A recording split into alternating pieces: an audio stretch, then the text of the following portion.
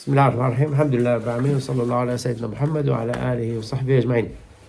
Now the topic, do you need to establish a relationship with girls or boys? In Islam, they say haram. Why haram?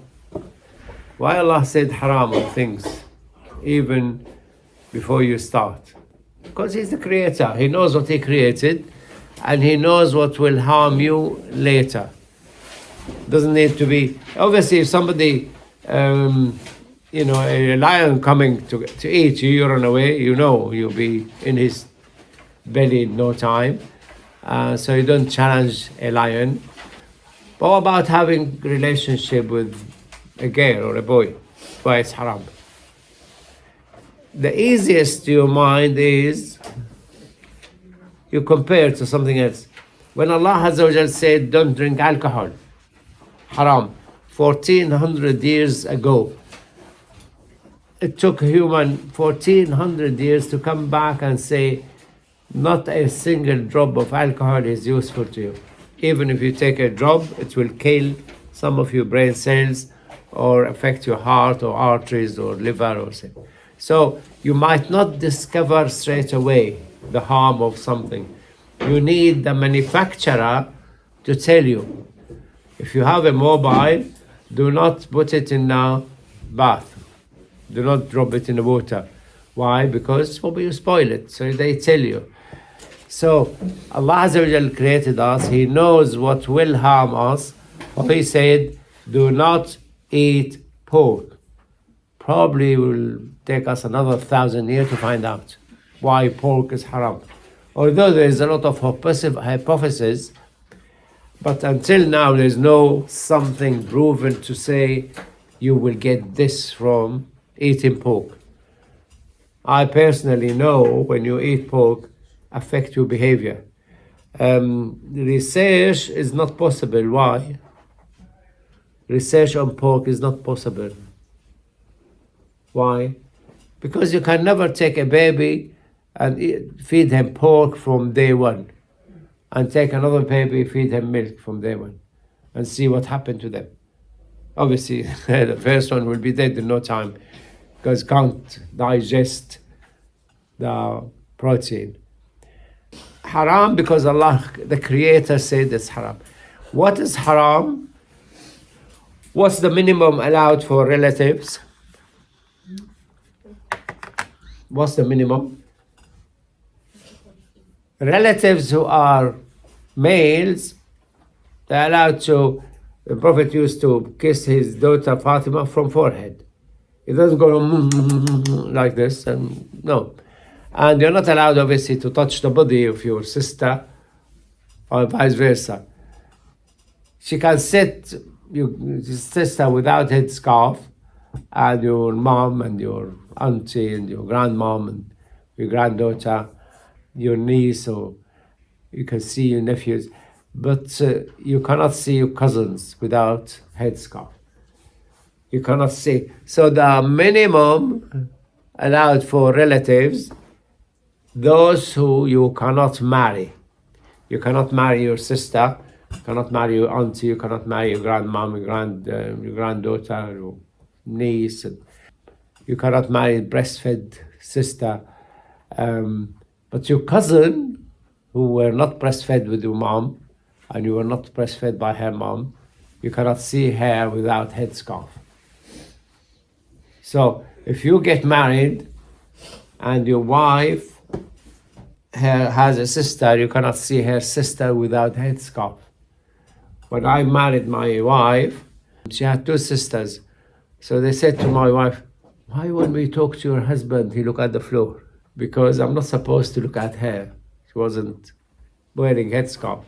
You can see the face, but you cannot see the hair without. Why Allah doesn't want us to see the hair? What's wrong with seeing the hair? Yeah, it could be Shaitan tempts you to, oh, she looks beautiful, whatever. What else? What else? Why you shouldn't see the hair? Probably you wouldn't know. Probably you would never know. Because Allah Azza wa Jal said, don't, we don't. Allah Azza wa Jal said, وَلْيَضْرُبْنَ بِخُمُرِهِنَّ عَلَى جُيُوبِهِنَّ. The women in front of strangers, the khumr is the headscarf, should come down and be thrown on the left and the right. So to cover the neck, headscarf comes and go that way and that way. Why? Allah Azza wa Jalla said, ذَلِكَ أَدْنَى أَنْ يُعْرَفْنَا فَلَا يُزَيْنَ. Then also the jilbab, the dress has to go to the feet, so they will be known and they will not be harmed. Will be known of what? I totally understood it when an Egyptian girl in America, she was talking about herself. She went to university 200 miles away from home. She always wore the hijab, the scarf, when she was with her family. Never went out without a scarf. So they thought when she was in the university, oh, nobody knows me here, and I'll take off the scarf. Let's see what happened. So she came to university the next day without a scarf on. And straight away the boys came, oh, hello, how are you? Are you new here? How long have you been? And they started giving themselves the right to touch her and put their hands over her shoulder. And, oh my God, I was protected with the headscarf. So Allah knows why. So the hair is enough to cover the hair, is enough to give a message to the boys. I'm not one of those. You can't touch me. Although some girls I saw in Solihull College with a scarf, but they were misbehaving, and boys vice versa. So it's not always the case.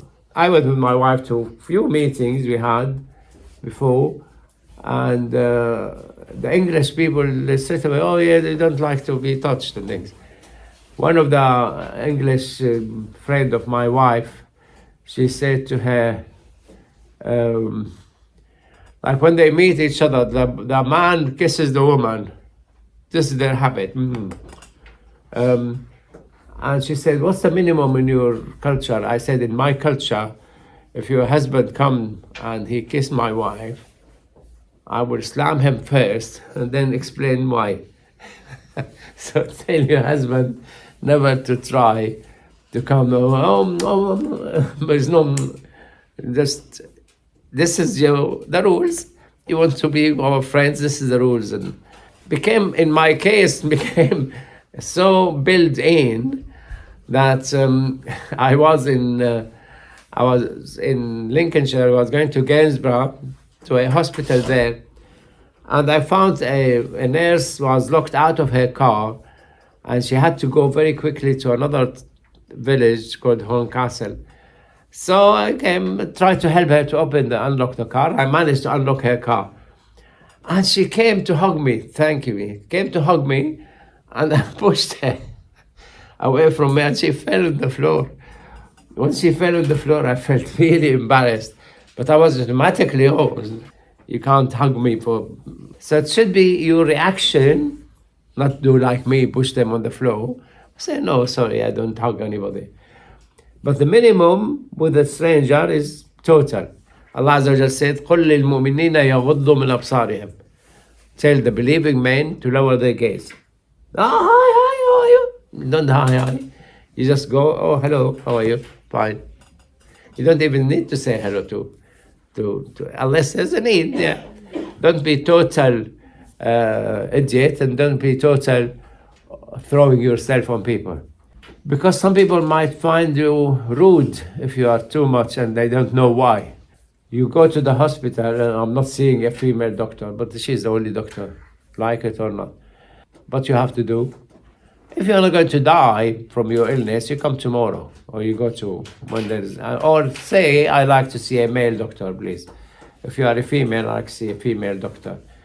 So the minimum of stranger, even the look is not allowed.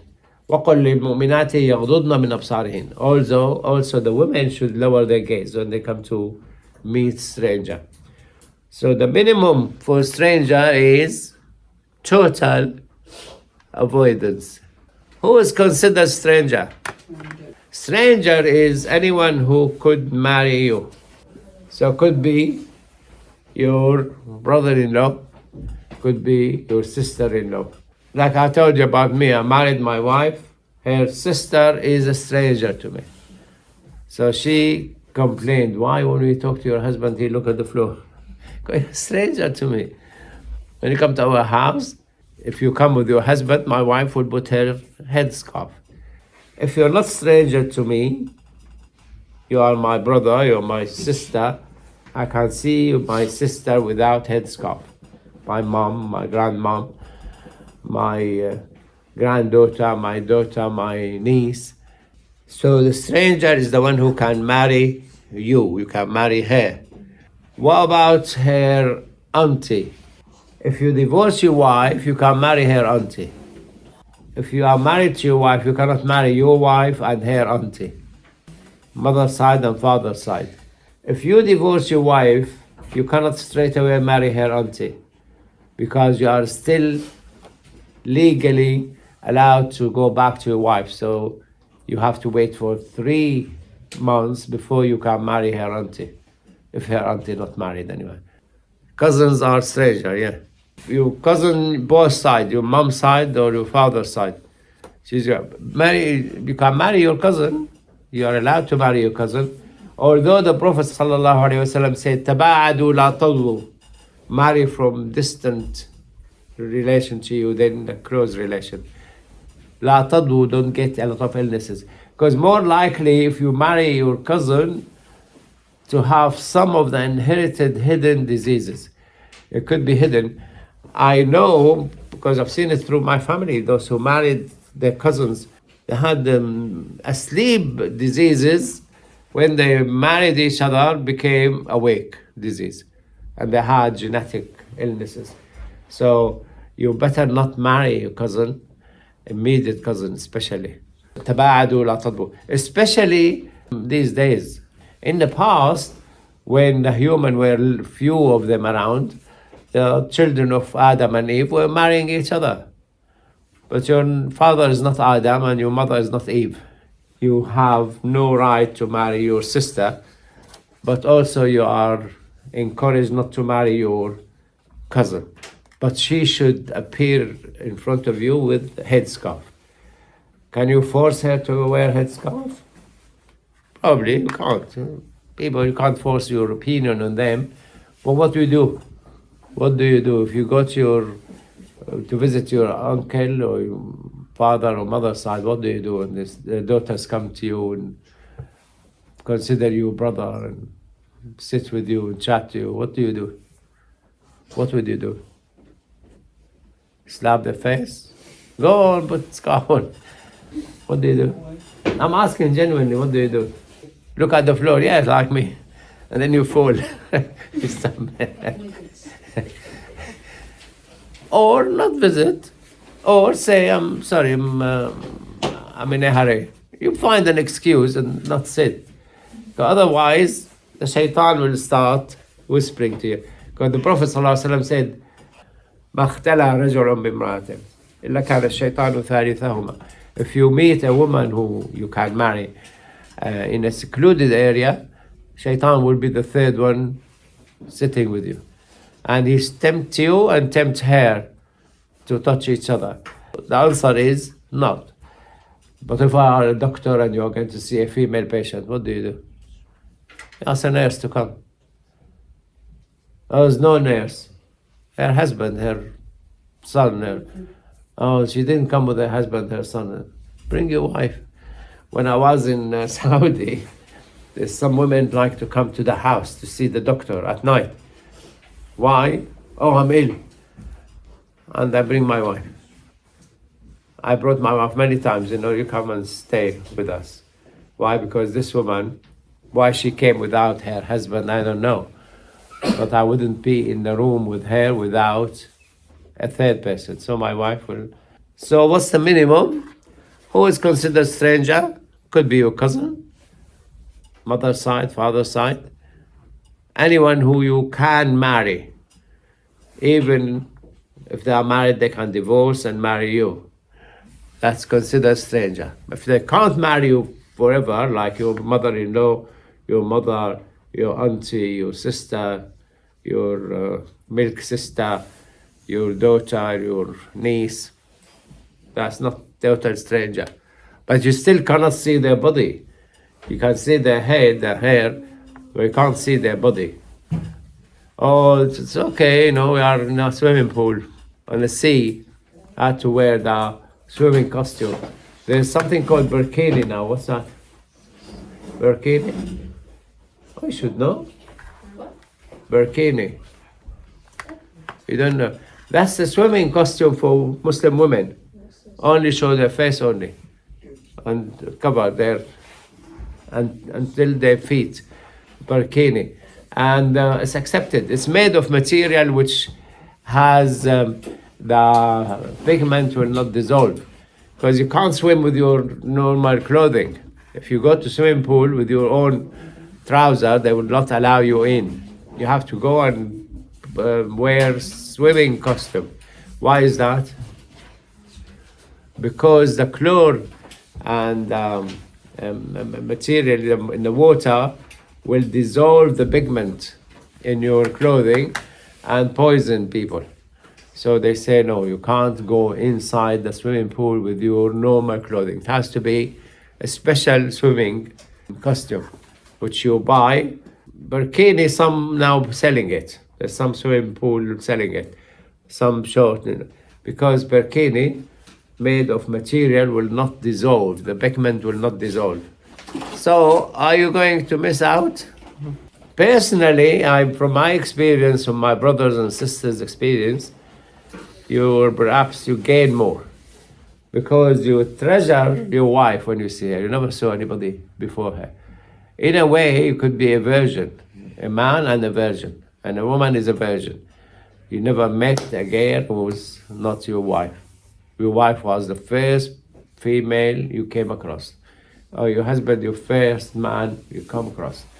And that's the beauty of the hijab in Islam and separation. Many, when they get married, they have loads of boyfriends before, loads of girlfriends. You find them divorced after 3 months, 6 months, 2 years, 3 years, because life is full of difficulties and demands and needs.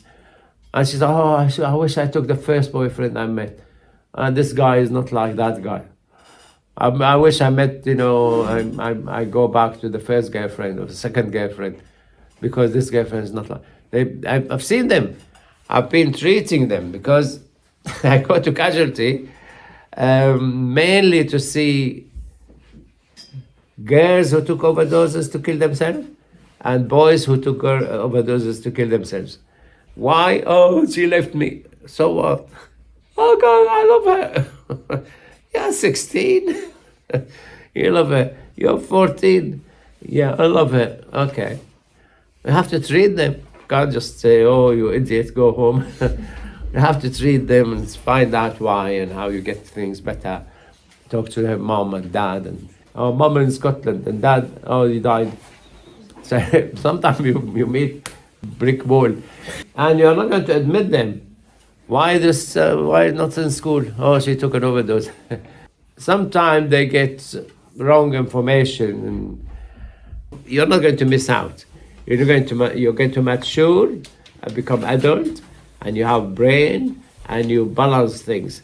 When I did a survey in Solihull and West Midland, asking Muslims why they divorced. If they divorced, why they divorced.